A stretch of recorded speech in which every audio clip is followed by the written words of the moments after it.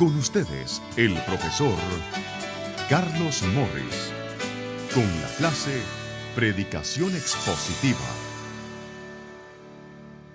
La verdad que es muy importante la transmisión del mensaje, es decir, estamos llegando ya a casi los últimos dos peldaños aquí.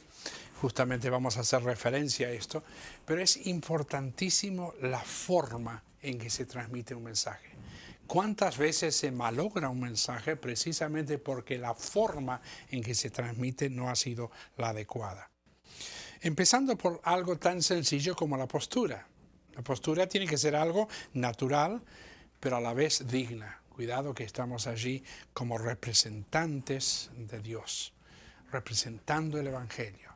Estamos representando la palabra de Dios, estamos presentando la verdad. Por lo tanto, hay que evitar toda vulgaridad.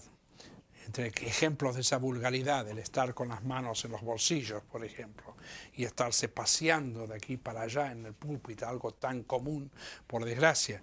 O toda esa postura rara como el inclinarse hacia un lado o hacia el otro, nunca vistes la persona que lo hace. O aquel que se apoya, parece que no tuviera fuerzas y entonces se apoya sobre el púlpito, parece que está haciéndolo para sostener. A veces puede ser interesante en el sentido que queremos hacer, digamos, mostrar cierta intimidad, pero cuidado, no pasarse todo el mensaje así. O esa postura así. Nunca habéis visto ese en el argentino lo llamamos cancherito, el que se cree algo y por desgracia, y recién sucedió a un joven que estaba hablando en una conferencia en Santa Fe hace pocas semanas, y realmente nos resultó muy chocante porque estaba hablando de un tema muy importante, muy serio, y esta era su postura. Y es la postura un poco de aquel que está enseñándonos a nosotros, las personas mayores, ponen las cosas en su sitio, que aprendamos algunas cosas de él como joven, etc. Cuidado, que había otro joven que habló que fue extraordinario.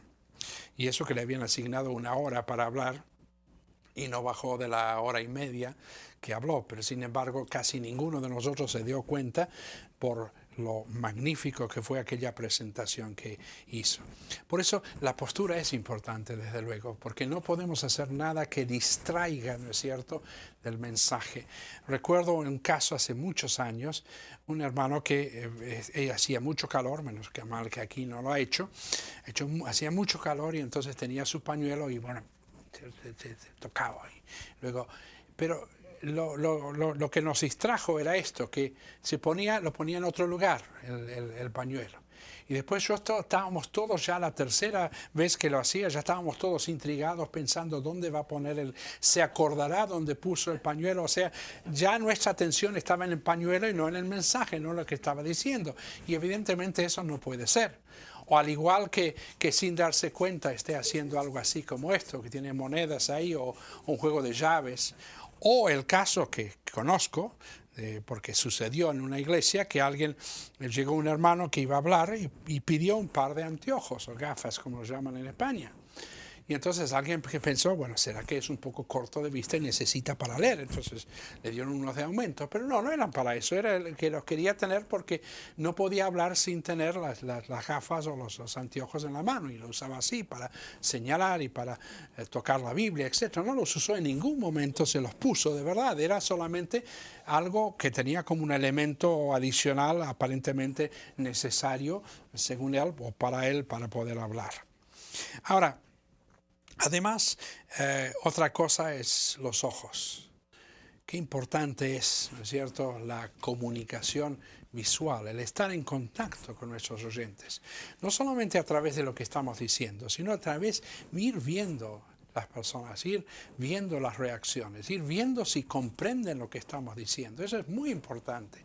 Porque hay momentos cuando nosotros damos por sentado que entienden lo que estamos diciendo y realmente no lo están entendiendo.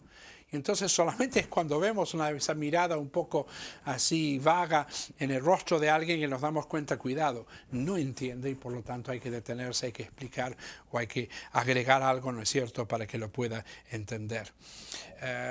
Escuché a alguien que era un solista excepcional allí en Lanús, allí en Argentina recientemente, Pero después, con mucho amor, hay que hacer las cosas con amor, por supuesto, más si es una crítica, le dije, escucha, me encantó la forma que cantaste, pero por favor, mantén el contacto con nosotros, porque cantaba con los ojos cerrados, y la verdad que eso de los ojos cerrados ya es tremendo, ¿no? Y parecía que perdía el contacto con nosotros, decía que si no se le iba, o se olvidaba las palabras. Digo, bueno, trata de aprenderlas bien, pero no pierdas el contacto. Es importante, es importantísimo aquello. O aquel otro persona que conocí directamente, que cuando le faltaba una palabra hacía así, se cerraba los ojos y parece que ponía la mano y que a veces que iba buscando la palabra que le faltaba. Y toda cosa que distraiga es fatal, ¿no es cierto?, para el mensaje. Nosotros, todo lo que hacemos en la transmisión del mensaje, todo tiene que llevar hacia el mensaje, aportar positivamente al mensaje y no distraer la atención o quitar la atención del mensaje. Ahora, en cuanto al estilo en la presentación, hay una serie de sermones que voy a mencionar de los que no debemos, que no son convenientes. Por ejemplo, el sermón camuflaje, que esconde falta de idea y pensamiento con palabras grandilocuentes. O cuando, por ejemplo, alguien encontró una vez que un predicador se olvidó las notas y entonces subió al púlpito, en esos púlpitos en las iglesias esas muy antiguas, y subió al púlpito y miró las notas y decía, punto algo débil, golpea el púlpito. O sea que para, digamos, suplir la falta de fuerza, había que dar otro tipo de fuerza. O sea que gritando, levantando la voz, golpeando la Biblia y golpeando el pupitre o el púlpito, de alguna manera estaba compensando por la falta de ideas. Sermón diluido, es decir, pensamientos diluidos con fraseología vacía y vagas generalizaciones. Qué tremendo es cuando realmente parece que se está dando vueltas y no se llega a concretar realmente lo que se quiere decir. No estamos allí para perder tiempo, estamos allí para escuchar la voz de Dios, escuchar lo que Dios tiene que decirnos. Sermón fuegos artificiales, es decir, gestos dramáticos, brillantes figuras, pero no dice nada importante. Analizamos al final qué es lo que dijo, nada. Y sermón floreado. Esto era lo que más le disgustaba a mi padre. Recuerdo cómo volvió un día disgustadísimo porque decía que él hablaba de aquellos que cubren la cruz con las flores de la retórica. Cubren la cruz con las flores de la retórica. Porque dice que prácticamente había quedado escondido el mensaje del Evangelio detrás de todo el florilegio, ¿no es cierto?, de expresiones y todo lo demás. Y luego, lógicamente, el sermón soporífero, dicho con monotonía, con falta de vida, para que los oyentes se duerman.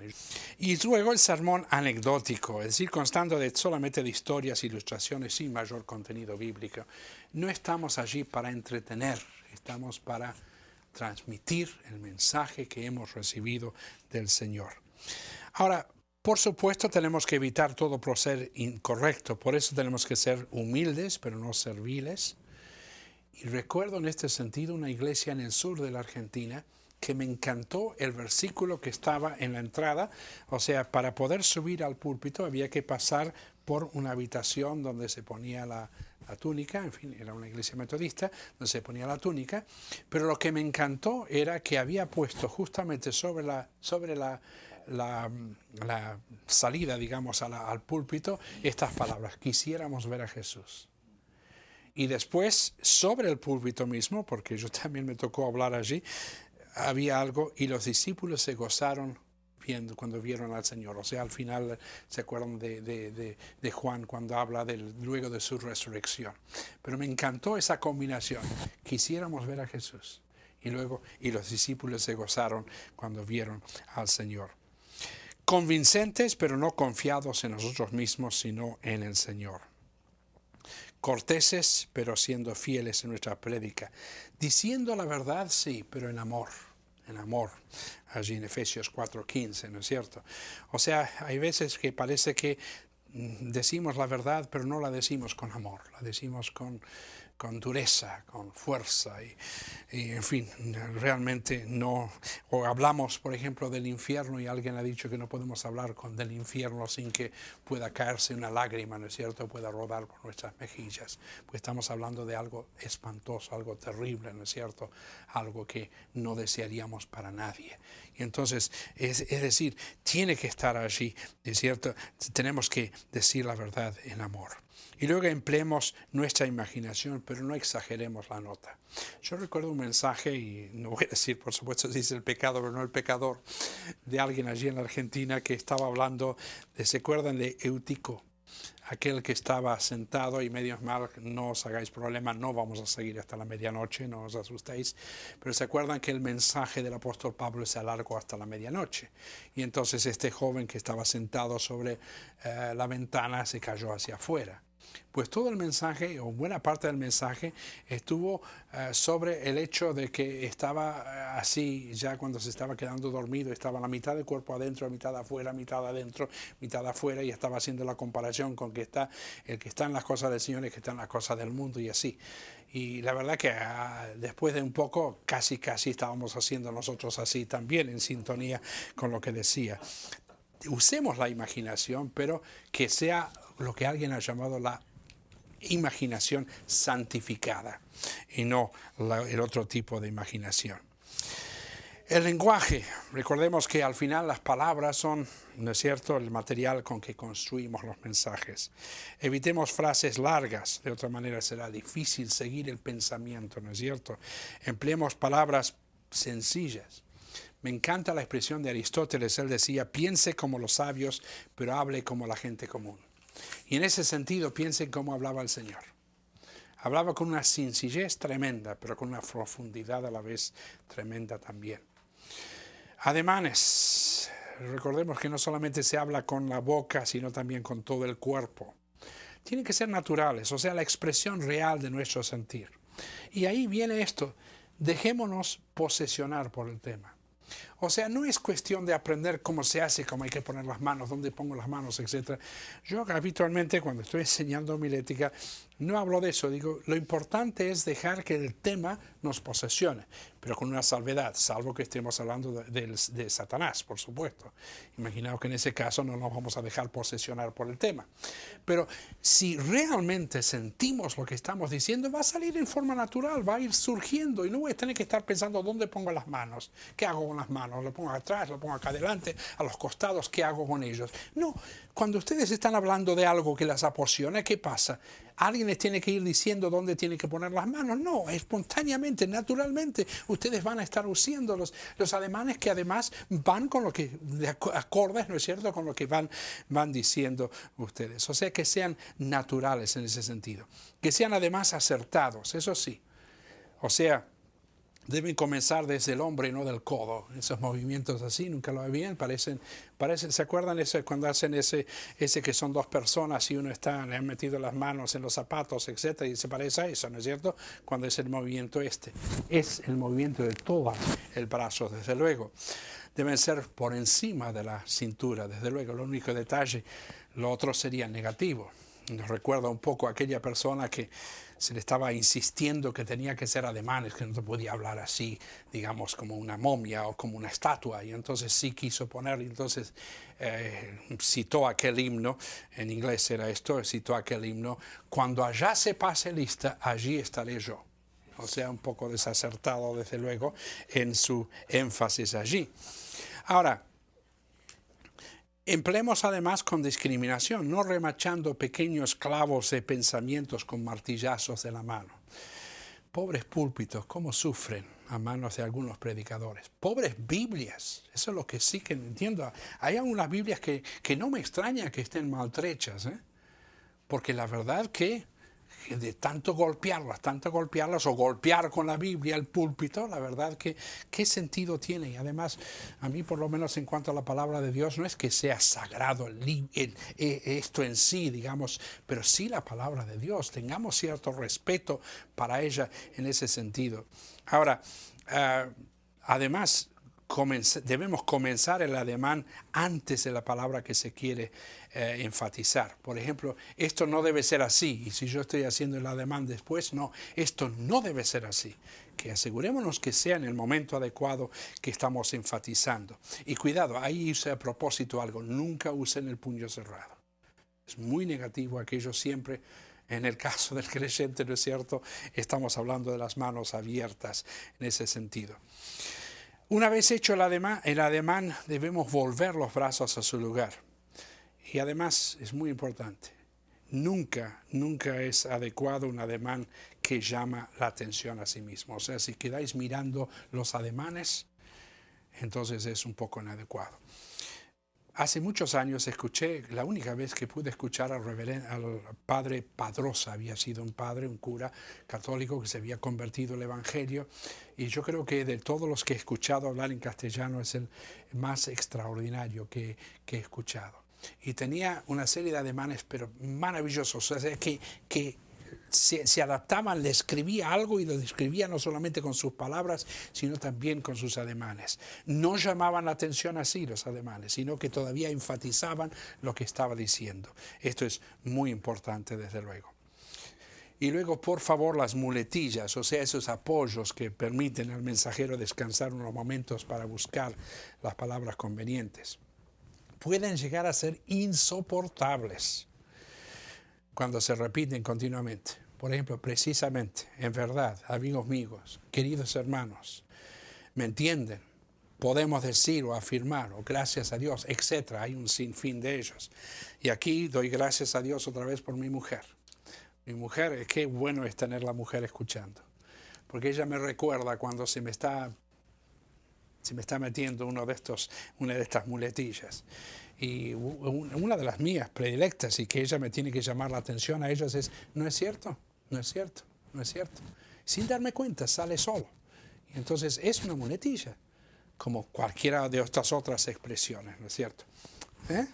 ¿Se dan cuenta? Me salió solo, sin que lo hiciera a propósito. La elocución y enunciación. Procuremos con nuestra voz y proyección tener claridad. Tenemos que hablar con convicción. Es decir, evitemos toda debilidad o dar la impresión de falta de confianza. Ese es el problema nuestro a veces. Estamos hablando de cosas tremendamente importantes, pero como si no le diéramos importancia a lo que estamos diciendo.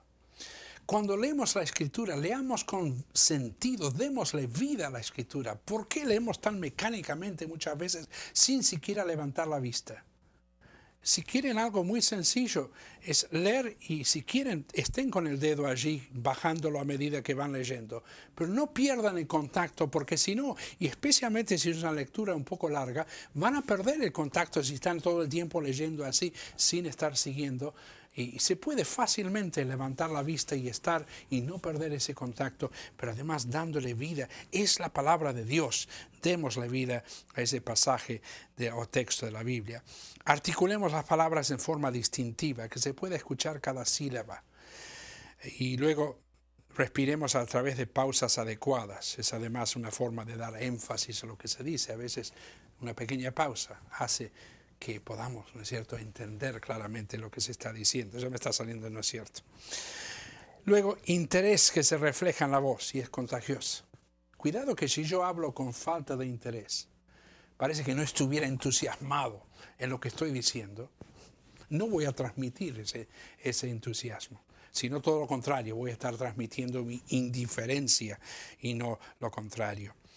Diversifiquemos la forma de hablar, modulando la voz según las exigencias del mensaje. Y fíjense cómo puede cambiar lo que decimos y el sentido de lo que decimos de acuerdo al énfasis que damos. Y perdónenme, voy a hacer una parte, voy a tomar algo de un curso secular, no importa, como ejemplo. Nosotros teníamos una frase especial que era esta: yo nunca dije que él robó dinero. Una frase muy sencilla. Pero fíjense cómo va cambiando el sentido de acuerdo al énfasis que yo le voy dando. Yo nunca dije que él robó dinero. Yo nunca dije que él robó dinero. Yo nunca dije que robó dinero. Puede haberlo pensado, etc. En fin, ¿os dais cuenta cómo va cambiando completamente la frase de acuerdo a la énfasis? Yo nunca dije que él robó dinero. Yo nunca dije que él robó dinero. Yo nunca dije que él robó dinero. ¿Se da cuenta? Cambió completamente el sentido de la frase de acuerdo al énfasis que fuimos dando. Por eso quise dar eso a propósito, que sea un ejemplo secular, para que os deis cuenta cómo la modulación de la voz, el énfasis que demos, puede agregar o restar, ¿no es cierto?, importancia a lo que estamos diciendo. Y luego, al alcance o la proyección de la voz, asegurémonos que nos pueden oír convenientemente. Y esto es importantísimo. El domingo pasado me pasó, sin ir más lejos, nuestros aparatitos, aparentemente todo fenomenal, pero mi mujer estaba escondida, porque si no, ella es la primera que me hace así, si no se puede escuchar bien desde atrás. El aparato no funcionaba. Yo, confiado, y hablaba en forma así natural, sin levantar la voz, y evidentemente había quienes no podían escuchar, y esto es algo tremendo. Y desterremos las malas costumbres, como por ejemplo el susurrar, el gritar, o esa voz tipo canto de cuna, o la monotonía, o el tragar las palabras al final, ¿no es cierto?, de una frase. Y voy al último tema que vamos a pensar hoy, que es el tema de las ilustraciones. La ilustración de un mensaje. Cuidado que cuando hablamos de ilustraciones, y por eso hablamos, bueno, acá no mencionamos, pero dentro del mensaje está siempre la ilustración. Y cuidado, un detalle aquí, una parte que había preparado, que habla un poco de esto. Digamos, aquí la labor del desarrollo, la explicación, la apelación es al intelecto, el objetivo es la claridad, la respuesta de parte de las personas es la comprensión. La argumentación, la apelación es a la razón. El objetivo es la relevancia o la vigencia, la respuesta por parte del auditorio o de los oyentes es la aceptación. Y fíjense, aquí estamos hablando de la ilustración y hablamos de que apela ¿a qué? A la imaginación. El objetivo es darle vida al mensaje y luego la respuesta es la imaginación que entra en juego y la persona llega a comprender quizás la verdad de una manera que no lo hubiera podido comprender. Y lo que habíamos visto antes en la conclusión, la aplicación, apelando a la voluntad. El objetivo es hacerlo práctico, es decir, llevarlo a la práctica, y luego la respuesta es la iniciativa o la intención de aplicar lo que se ha dicho. Ahora, lo otro no es tan importante, esto sí era importante verlo. Ahora, ¿cuál es la importancia de las ilustraciones? Bueno, sirve evidentemente como una ventana que permite el acceso de la luz, ¿no es cierto? Esta habitación es fenomenal, salvo que no tiene ventanas. Para este propósito es muy adecuado, desde luego, para hacer esta grabación, pero realmente necesitamos, ¿no es cierto? ¿Qué sería de nuestras vidas si estuviéramos en habitaciones sin ni una sola ventana? Sería algo terrible para nosotros. Da vida al mensaje, apelando a la mente, al darle interés al mensaje. Explica, arrojando luz sobre el asunto bajo discusión y así proveyendo justamente el elemento de claridad que necesitamos dar a cada paso. Beneficia la comprensión, aclarando lo difícil. Hay veces que quizás no hayamos contemplado una ilustración en un momento dado, pero como les dije antes, en ese contacto visual hemos visto en algún rostro la no comprensión del mensaje y entonces allí agregamos esa ilustración adicional y vemos, ¿no es cierto?, el cambio del rostro, que significa que sí ha comprendido lo que queríamos decir. Y luego el énfasis que proporciona la verdad, destacando su importancia. Puede ser un instrumento de convicción. ¿Se acuerdan el caso de Natán y David? Cuando le cuenta esa historia, era una ilustración. Y cuando el otro se enoja, David dice, le empieza a hervir la sangre, y entonces Natán, tú eres este hombre, tú eres ese hombre, ¿no es cierto? Qué tremendo. Logra captar la atención más que un argumento abstracto. A veces nos parece que es un argumento filosófico, algo muy elevado y que no lo podemos seguir el pensamiento, y una ilustración sirve para que entendamos claramente qué es lo que indica. Útil para ayudar a fijar la verdad mediante la ilustración de una verdad que se repite. Mueve y conmueve además los sentimientos, contribuyendo así a lograr esa persuasión. Mantiene el interés en el mensaje. A veces cuando va decayendo y vamos viendo que va decayendo, una ilustración puede servir, ¿no es cierto?, para levantar. Y desde luego es una ayuda a la memoria. Al ser la ilustración, ¿qué es la ilustración? Gráfica. Y recordamos lo gráfico mucho más de lo que recordamos lo que es meramente abstracto. Recuerdo a mi padre, que era un genio en esto de las ilustraciones, volviendo a un lugar después de casi 30 años que había estado creo que era en Gaiman, en un lugar de la provincia de Chubut. Y un hermano que se acerca a él y dijo, todavía me acuerdo de usted que estuvo aquí hace 30 años y usted habló de este tema y le dio el tema, etcétera, con los detalles del tema. ¿Por qué se acordaba? Por las ilustraciones que había usado. Pero cuidado, eran ilustraciones apropiadas. O sea, no historias por contar la historia porque nos gustó la ilustración. Leímos algo, uy, tengo que usarlo en un mensaje. Eso de tengo que usarlo en el mensaje, guárdenlo hasta que sirva de ilustración de verdad. Que ilustre el mensaje, que ilustre una verdad, que ilustre uno de los puntos que estamos presentando.